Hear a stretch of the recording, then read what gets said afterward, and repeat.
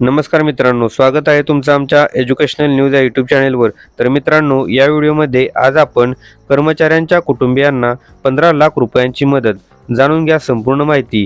त्याचबरोबर हा व्हिडिओ शेवटपर्यंत नक्की पहा व व्हिडिओ आवडल्यास लाईक आणि शेअर नक्की करा व अशाच प्रकारच्या नवनवीन व्हिडिओसाठी आमच्या चॅनेलला सबस्क्राईब करायला विसरू नका। चला तर मग व्हिडिओला सुरुवात करूयात। तर यामध्ये भारतात काम करणाऱ्या जवळजवळ सर्व कर्मचाऱ्यांकडे पीएफ प्रोव्हिडंट फंड खाते असते। भारतात पीएफ खाती कर्मचारी भविष्य निर्वाह निधी संघटना EPFO द्वारे चालवली जाते।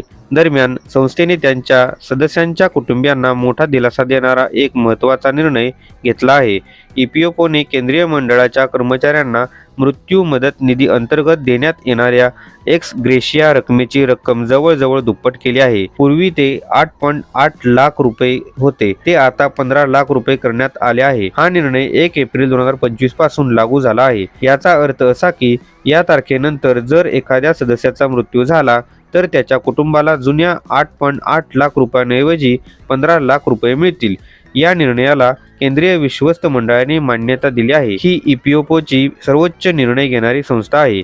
त्यात केंद्र आणि राज्य सरकार, नियोक्ते आणि कर्मचारी यांचे प्रतिनिधी समाविष्ट आहेत। पुढील वर्षापासून 5% वाढ होईल। UPS स्टॉक्समध्ये प्रकाशित झालेल्या बातमीनुसार EPFOने असाही निर्णय घेतला आहे की 1 एप्रिल 2026 पासून ही एक्स ग्रेशिया रक्कम दरवर्षी 5% वाढवली जाईल, म्हणजेच येणाऱ्या काळात कुटुंबांना आर्थिक मदत मिळू शकेल। EPFOने 19 ऑगस्ट रोजी जारी केलेल्या परिपत्रकात म्हटले आहे की एक्स ग्रेशिया रक्कम 8.80 लाख रुपयांवरून 15 लाख रुपये करण्यात आली आहे।